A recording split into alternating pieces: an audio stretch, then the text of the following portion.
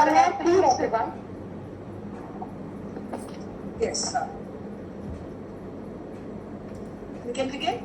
I am Vartika from MFIO, Vasanta College for Women.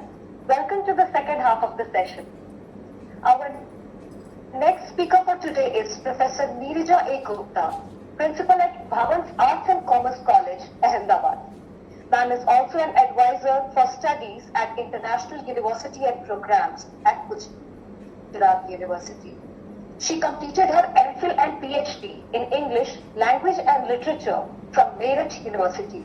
She also completed advanced research in Russian language and literature from Patrick Lumumba Friendship University, Moscow. Ma'am has been bestowed with awards and honors like Shiksha Bharati Puraskar, Young Achievers Award by Government of India for professionalizing education, and also as the Best Graduate of Leadership Institute. We welcome you, ma'am.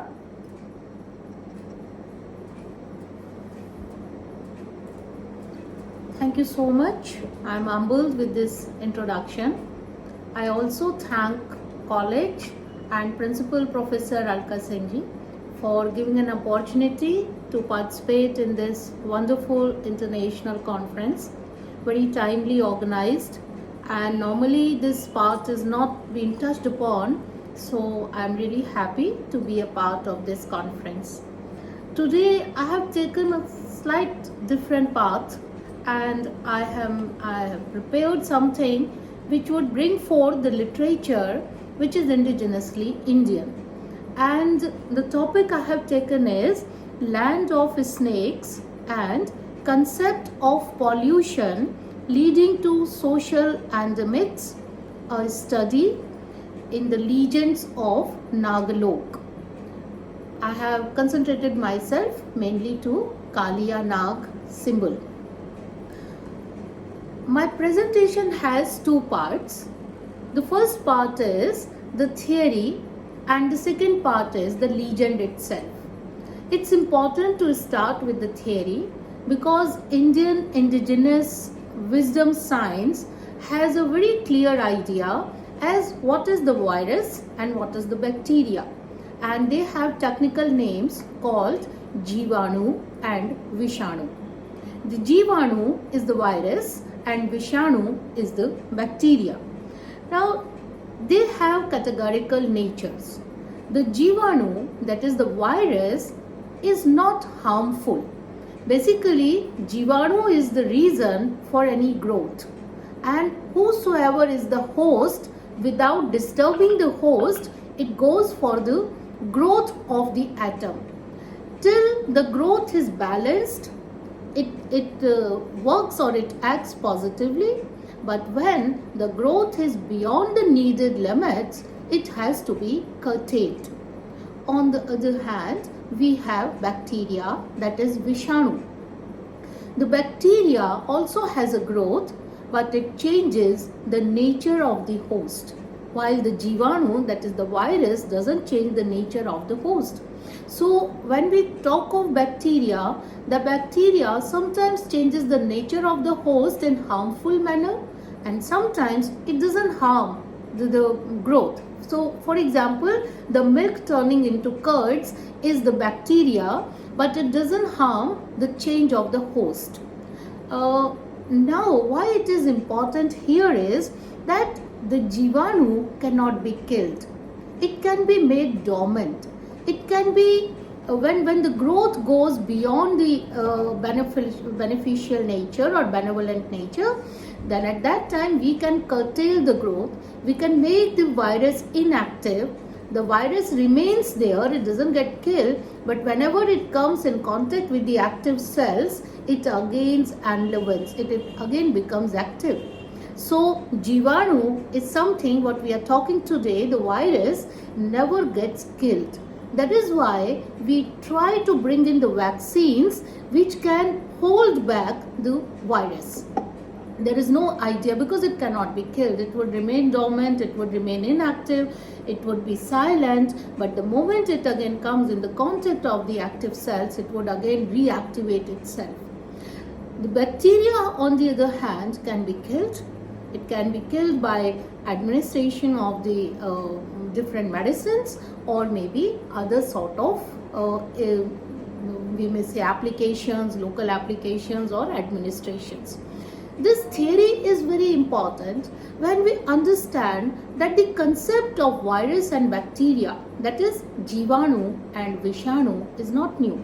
It is there since the inception of the life of the earth, since the life began. It is right there, because these are the main main reasons for the growth of any species, any host in the world.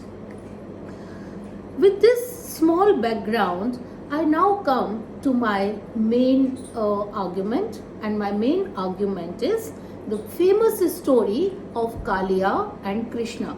I know the Indian audience would be knowing this story because it's too well known. It relates to the childhood stories of Lord Krishna.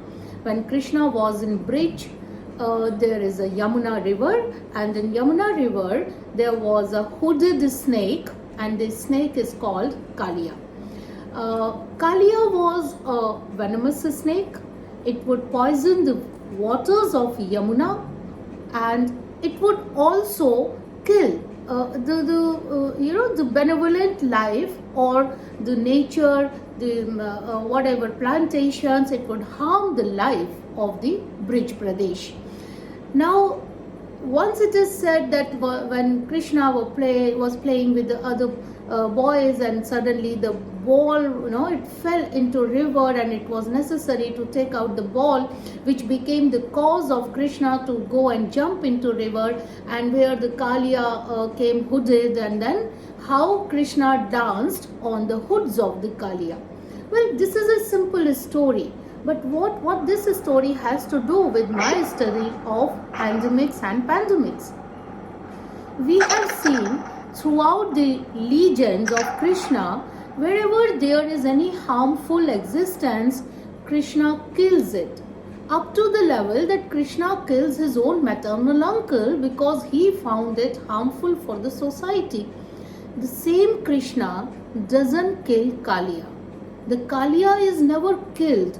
The Kaliya is warned, Kaliya is tamed, Kaliya is restricted, and then Kaliya is left to another dweep, to another island.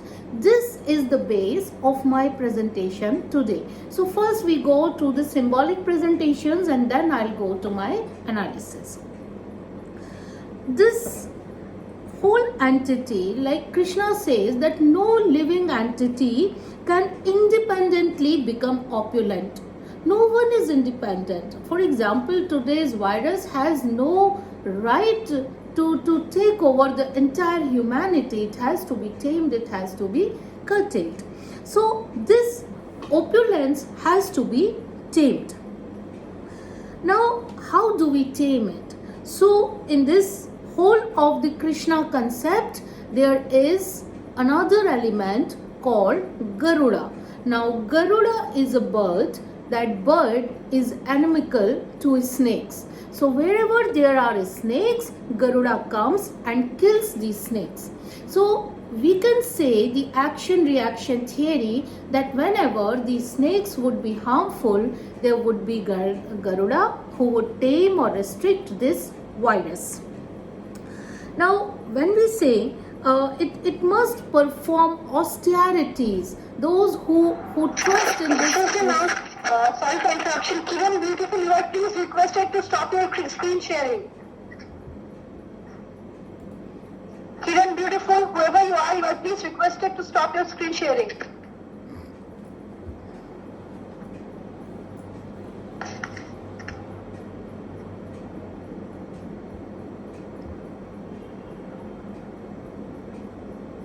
Sorry, ma'am. Excuse for the interruption. Please. No, that's okay. That's okay. Go.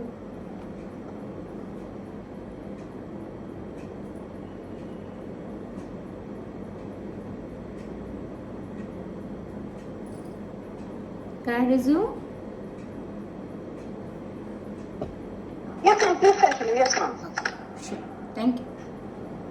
So to continue, the positioning of Garuda Krishna and a snake.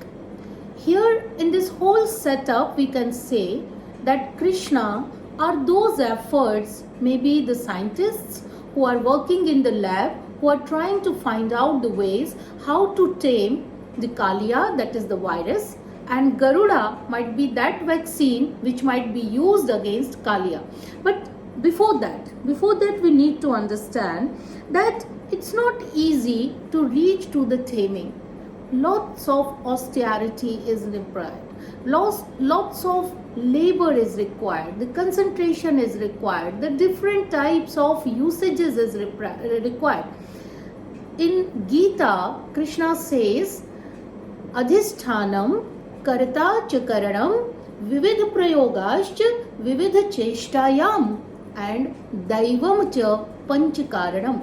There are 5 ways to gain success. The first is Adhishthan. Adhishthan in Gita terms means body, but we know Adhishthan means organizations, Adhishthan means labs, Adhishthan means that institutions where people work, that is the outer body. So Adhishthanam Karta. Karta is the doer, the person who conducts the action.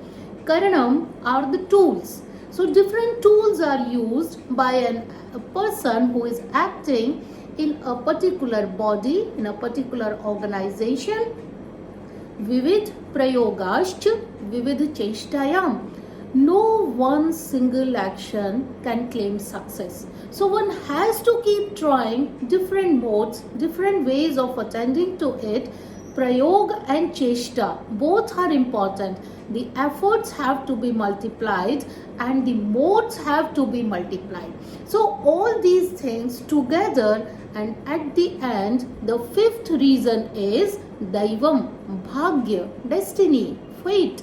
We don't know how many mutations of the virus are there and which particular effort would tame a particular type of mutation. So that is also luck also plays part. So 5 things: Adhishthan, Karta, Karanam, Cheshta and the fate part. Now when we relate it to Krishna, Krishna is one who works for the entire benevolence. He looks after the larger picture. So in Bridge, he asks people to stop worshipping Indra. Now Indra is the god of rains.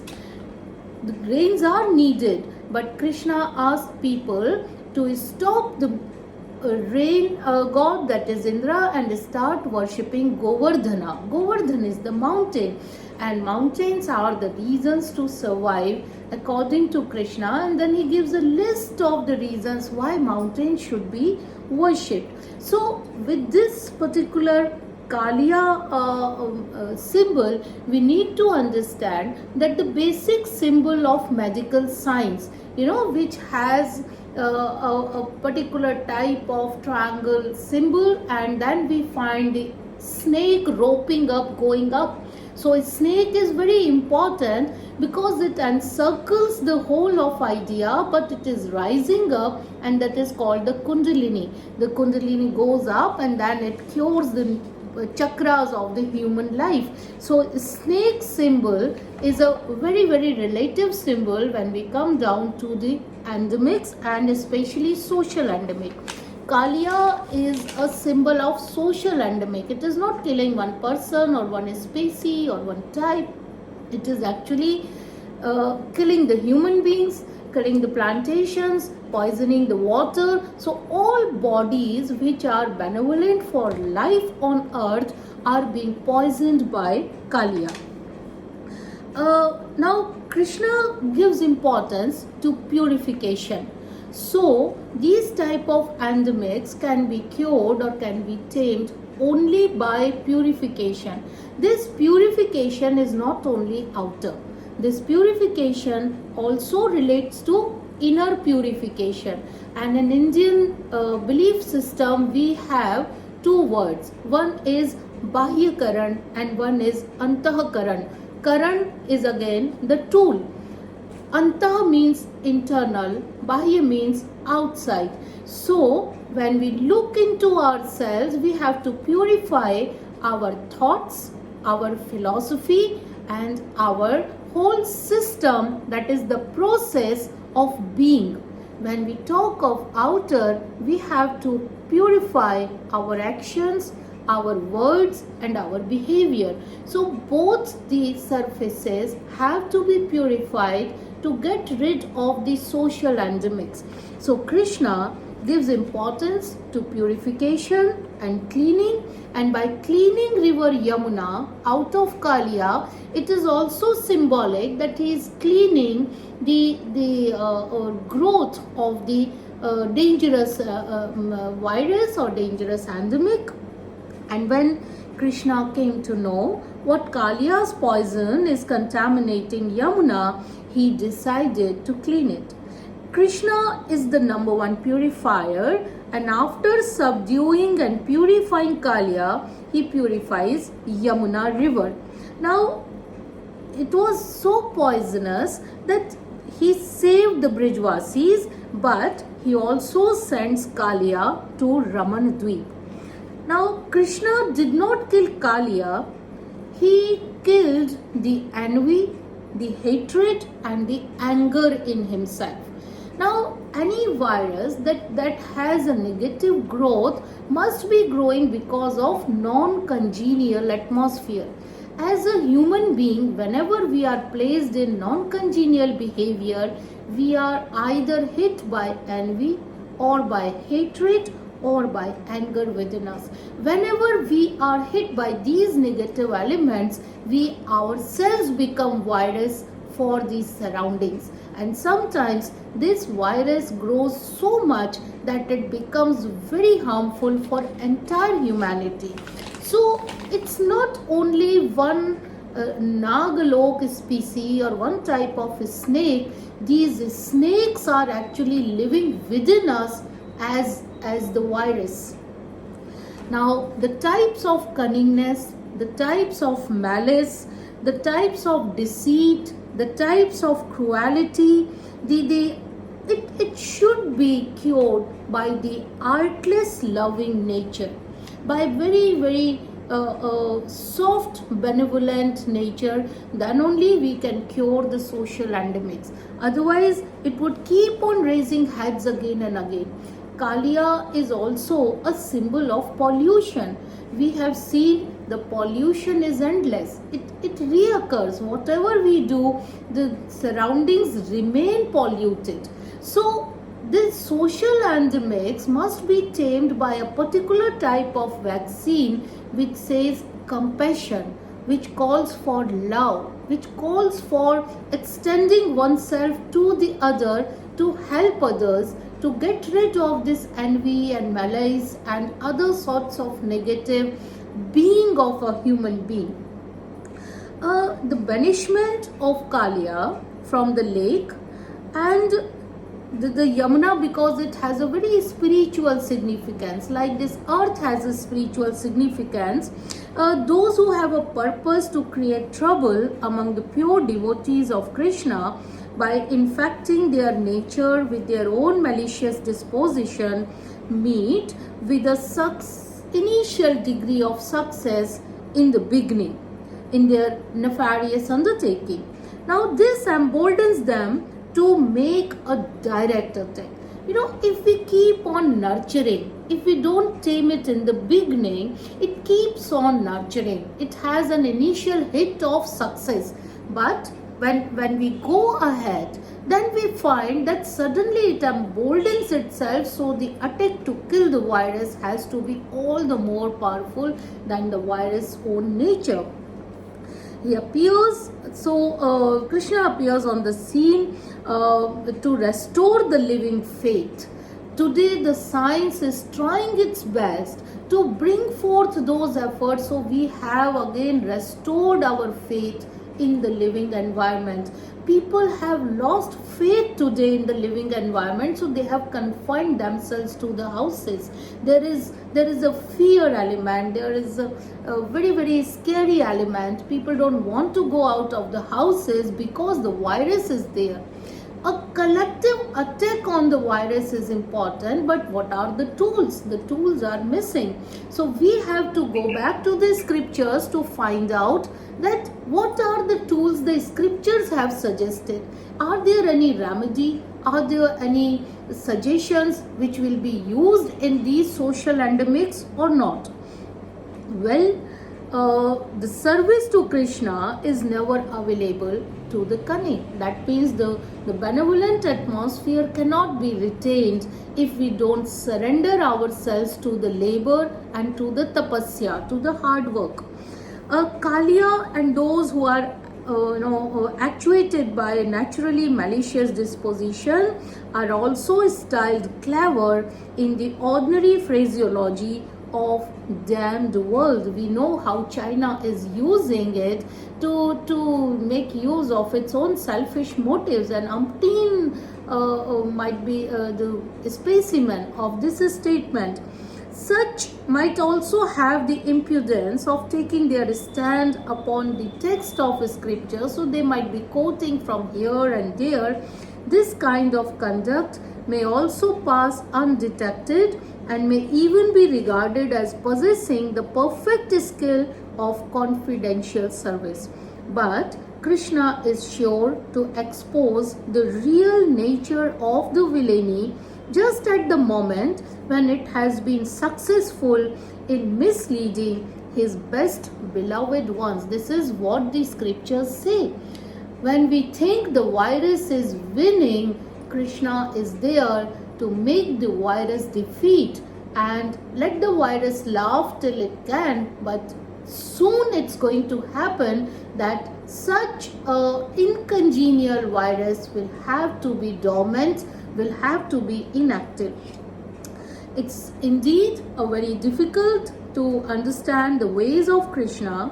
Krishna apparently permits almost every form of offense to be perpetrated with impunity against his most beloved ones. This has the effect of providing an opportunity for his own for proving their incomparable love for himself, and by means of this unique exhibition of their love for himself, and by means for the most fruitful manner, the machinations of his worst enemies. This statement I would like to readdress, re-reach. How? Today, when we are locked in the homes, we are understanding the importance of home, the importance of family, the importance of our own people.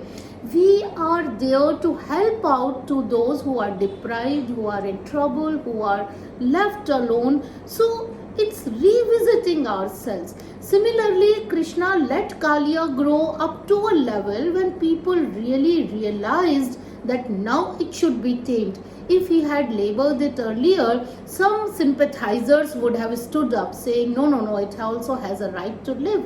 So this virus has also raised its heads like the hooded Kaliya, and now we are realizing what is the value of life. What is the value of all those people who work for you day in and day out? How the humanity and compassion is needed. The friends of Krishna are offered to the malice of cunning and relentless brutes in order to bring out the difference between the two, and thereby enable the latter to desist from troubling the devotees of their own accord. So there is a constant challenge, and we have to respond to the constant challenge in obliques, placing those obliques which would make our efforts louder. If there are no oppositions, if there are no obliques, we may not understand the value of the goodness. These will never be allowed to associate to maybe kill the basic fabric of the society. Kaliya is no longer regarded enemy by Garuda because Kaliya is given a place in Dwaradeep, and there Garuda cannot be allowed. Similarly, if we keep the virus dormant, then there won't be any need to have another type of medication. One type of solution is enough. So that is what this legend says, that once you tame the virus, you leave the virus at a place which is safer, it won't come back, then you don't need Garuda. You need Garuda only once to scare the virus. In the 8th chapter of Sri Krishna Samhita, 18 evils have been cited, and very interestingly, the science also goes for 18 basic viruses which have given birth to innumerable lives. If breaking up of Yamalarjun and vanity of Brahman performing sacrifices are added, they go up to 20. These are all adverse tattva to the Vraj Bhajan. Adverse tattva, they are always interfering in the life. The aspirant devoted to Nama Bhaja. If all-powerful Hari purifies the heart, the devotees cry out most humbly together. The togetherness is important, and Hari himself removes all the evils, but they will have to drive out themselves with their own efforts the troubles of those asuras whom Baladev has killed. This is the mystery of Vraj Bhajana. I'm just concluding my presentation with this continuation of legend. Dhenukasur is the evil of licentiousness, gain, honor and aspiration. Aren't we hit with these pride these days? I repeat, licentiousness, gain, honor and aspiration for selfish end. The aspirant will remove these evils with his own care and effort and obtain mercy of Krishna. Loss of knowledge of Swarupa of self, Swarupa of Nama, that is Ishwar, and relationship with Swarupa of adorable deity, ignorance and avidya constitute Dhenukasur. Dhenukasur is the large, huge demon which hangs on the heads. With the greatest care and endeavor, the aspirant will have to remove this evil and restore this self-knowledge. Lewdness for male or female, greed for wealth, effort for acquiring material prosperity, increasing one's honor, fame and reputation, etc. are very pernicious evil. If humility becomes very deep and intense, Krishna will be merciful. In that case, feeling of Baladev will arise in his mind, and then these will be destroyed in no time. Then favorable and smooth cultivation of bhajana will gradually improve. This process is naturally very secret and should be learnt from a good preceptor with clear mind. I end my presentation here. I would love to invite the questions if there are any, and I once again really thank you so much which gave me a chance into dealing with this type of virus. Thank you.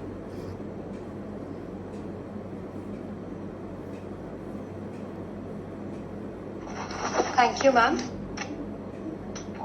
I would now like to invite Alka ma'am to thank Neerija ma'am.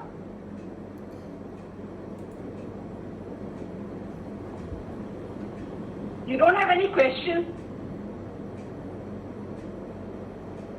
Vartika? Hello, can you hear me, Vartika? Ma'am, so far we do not Are have there a any question questions to regarding. Neerija ma'am?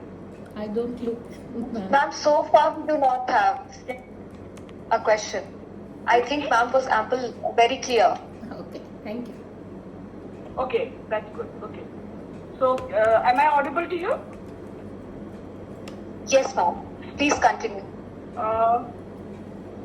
Yes, I feel very privileged by the presence of Gupta on this platform which my students and Department of English has created today, and it was a very insightful, symbolically related to the myth and how we need to fight this pandemic as of now with a mindset. It is all about how we look at it and how do we look at both the concepts of the virus that is attacking and in way to confront it with the goodness which probably the former Krishna pervades in all of us. Ma'am, I'm really very grateful to your presence. You are an inspiration, a mentor and a guide for my department, and we feel so privileged by your simplicity in accepting our request My privilege, ma'am. regarding to having a lot of relations with you. I'm sure students must have benefited greatly from this talk. Thank you so much, ma'am. Thank you, ma'am, and namaste to Anita Di also. I can see her presence. Thank you so much to all of you. Thank you, ma'am. Thank you. Thank you, ma'am.